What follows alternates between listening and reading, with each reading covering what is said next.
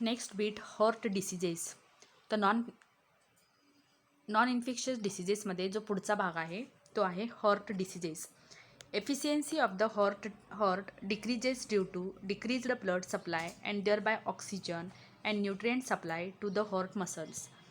तर heart diseases म्हणजे हृदयाशी संबंधित जे काही आजार आपल्याला होत असतात ते आजाराचं प्रमुख कारण काय आहे तर हृदयाला होणारा decreased blood supply.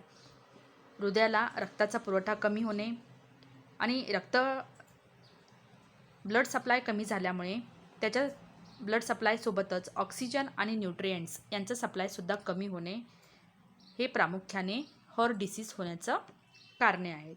Due to this the heart has to perform more work that leads to the stress on it. This may cause heart attack. If someone has heart attack immediate consultation of doctor and treatment is necessary. मग अशा वेळेस जर blood supply हा कमी होत असेल हॉर्टला तर heart have to perform more work that leads to the stress on it.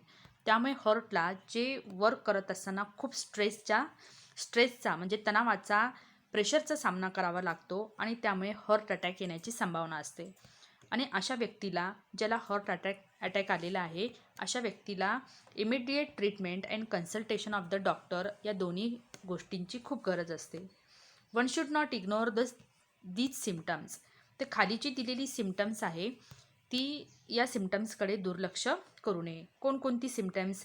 Severe chest pan, छातीमध्ये खूप दुखत असेल तर, पेन्स इन शोल्डर, खांदे दुखत असतील तर, नेक अँड आर्म्स, मान आणि त्याचबरोबर हात जर वारंवार पेन होत असेल तर, क्रॅम्प्स इन हँड, अनइझीनेस आणि ट्रेमर्स यांसारखी ही जी सिम्टम्स आहे ही जर सिम्टम्स जाणवत असेल वारंवार जर असे फील होत असेल तर one should not ignore these symptoms. Then reasons of the heart attack. What are the possible reasons which leads to the heart attack? Smoking, alcoholism, diabetes, hypertension, obesity, lack of physical exercise, heredity, mental stress, अँगर and anxiety. All these are the possible symptoms of the heart attack. तर smoking, alcoholism हे सगळे bad addiction आहे. जर हे addiction असेल, सवय असेल, व्यसन असेल तर हॉर्ट अटॅक येण्याची संभावना असते. त्याचबरोबर हायपर टेन्शन, खूप जास्त तणावग्रस्त जीवन असणे, ओबेसिटी, अतिलठ्ठपणा, लॅक ऑफ फिजिकल एक्झरसाइज, शारीरिक व्यायामाचा अभाव असणे, हेरिडिटीसुद्धा एक पॉसिबल रिझन आहे हार्ट अटॅकशी रिलेटेड, मेंटल स्ट्रेस, अँगर, अतिक्रोध, anxiety, all these are the reasons for the heart attack. Always remember, each disease has a specific scientific reason. Diseases do not occur due to the divine curse or hating by anyone. तर विद्यार्थ्यांनो ही एक गोष्ट लक्षात घेणं महत्त्वाचं आहे की प्रत्येक डिसीजचे स्पेसिफिक सायंटिफिक रिझन असतात. तर हे जे डिसीज आहे कोणाच्या डिवाईन कर्समुळे किंवा कोणी तिरस्कार करतोय म्हणून एखाद्याला डिसीज होतो अशातला भाग नाही. Diseases can be cured by proper medical treatment and not by chanting mantras or performing magic tricks. आणि कोणताही आजार हा प्रॉपर मेडिकल ट्रीटमेंटने कवर होत असतो. कोणत्याही भोंदूबाबाकडे जाणे किंवा मॅजिक ट्रिक्स, जादूटोणा करणे यामुळे ते कवर होत नाही. ही सुद्धा गोष्ट लक्षात घेणं महत्त्वाची आहे.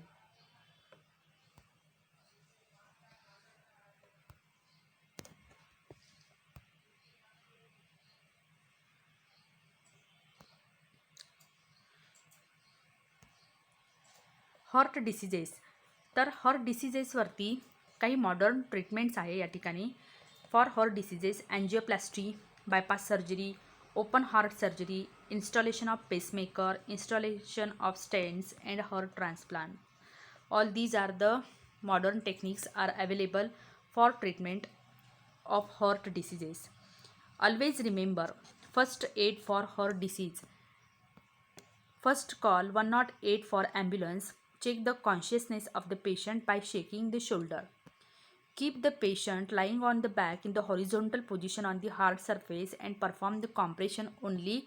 Life support. In this, press the center of the thorax for at least 30 times at the rate of 100 to 120 stroke per minute. तर first aid for heart disease. जर एखाद्याला हार्ट अटॅक आला तर तुम्ही फर्स्ट एड प्रारंभिक कोणती action घेणार तर अशा पेशंटचं कॉन्शियसनेस किती आहे ते पहिले तपासून घ्यायचं. त्यानंतर त्या पेशंटला जमिनीवरती पाठीवर झोपवायचे.